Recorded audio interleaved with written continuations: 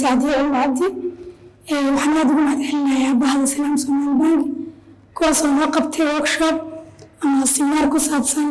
oo lagu hadlayay financial inclusion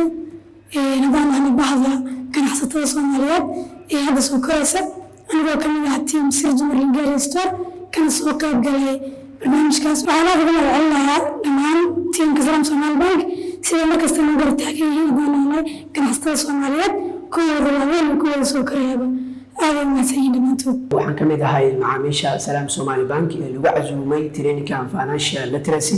ay noo qabanaysay Salaam Somali Bank anagoo Ibrahim Abdulrahman Maxamed aasaasay maamulaha shirkadda Marshall Travel and Real Estate Company waxaan leeyahay Salaam Somali Bank dadaalkan ay wadaan kambaniyada yar ay ku gartaayihiin horumarkooda ku saabsan financial maaliyadda hore u sii wadaan oo maasintii